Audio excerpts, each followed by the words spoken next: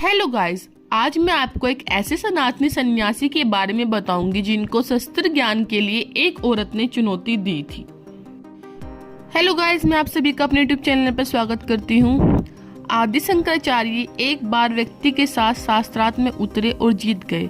फिर उस व्यक्ति की पत्नी ने आदि शंकराचार्य के साथ शास्त्रार्थ शुरू किया।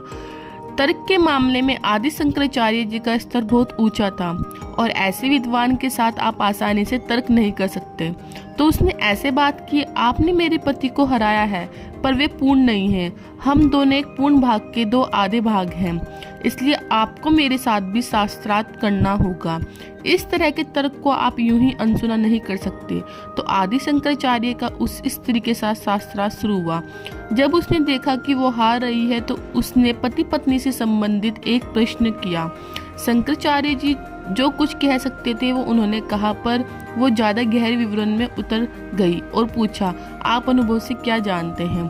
आदि शंकराचार्य ब्रह्मचारी थे। वे समझ गए कि उन्हें हराने की चाल थी।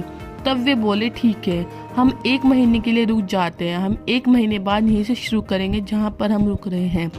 फिर वे एक गुफा में गए और अपने शिष्यों से बोले, चाहे जो हो जाए किसी को इस गुफा में आने मत देना, क्योंकि मैं कुछ समय के लिए अपना शरीर यहाँ छोड़ रहा हूँ और कोई दूसरी संभावना देखता हूँ। जीवन ऊर्जा अपने आप को 5 आयामों में अभिव्यक्त करती है। प्राण, वायु, समान, अपान, उदान और व्यान। प्राण शक्ति के इन 5 आयामों के अलग अलग काम हैं। प्राण श्वसन क्रिया, विचार प्रक्रिया और स्पर्श के अनुभव को संभालता है। आप कैसे पता लगाते हैं कि कोई जिंदा या मर गया है? सांस रुक जाने पर उसे मरा हुआ माना जाता है। सांस तभी रुकती है जब प्राण वायु बाहर निकलने लगते हैं। लगभग 1.5 घंटे में प्राण वायु पूरी तरह से बाहर निकल जाती है। इसलिए ये हमारी परंपरा है कि सांस रुक जाने और मृत घोषित होने के बाद भी मृत व्यक्ति का अंतिम संस्कार तुरंत नहीं करते। 1.5 घंटे रुकते हैं, क्योंकि उस समय तक उसकी विचार प्रक्रिया और स्पर्श अनुभव पूरी तरह से बंद नहीं होते।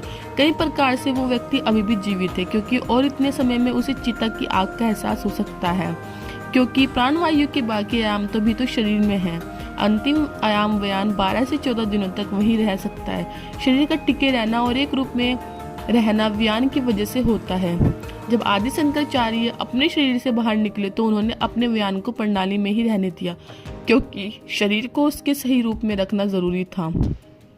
उस समय ऐसा हुआ कि एक राजा को किसी कोबरा ने डस लिया था और वो मर गया था। जब कोबरा का जहर किसी के शरीर में घुसता है तो खून जमने लगता है और सांस लेना कठिन हो जाता है। जब खून का बहना मुश्किल होता है तो सांस लेने में भी कठिन हो जाता है और प्राणवायु के निकल जाने के पहले ही सांस रुक जाती है। कई तरह से अगर किसी को इस शरीर में प्रवेश करना हो तो एक अच्छी स्थिति होती है। सामान्य रूप से आपके पास इसके लिए 1.5 घंटे का समय होता है, पर अगर मृत कोबरा के जहर से हुए है तो 4.5 घंटे का समय मिलता है। तो आदि शंकराचार्य को ये मौका मिला और वे आसानी से राजा के शरीर में प्रवेश पा गए। उसके बाद उन्होंने वो सब कर लिया जिससे वे अनुभव से उन सवालों का जवाब दे सके जो उन्हें शास्त्रार्थ में पूछे गए थे।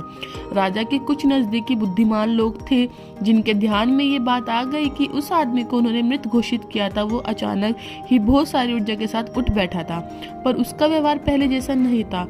ऐसा लगता था कि उस शरीर में कोई और आ गया था।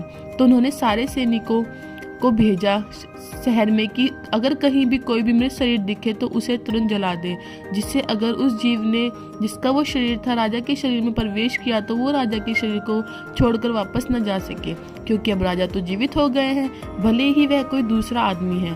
तो क्या हुआ, लगता तो वही है, पर उन्हें सफलता नहीं मिली और शंकराचार्य अपने शरीर में वापस पहुंच गए।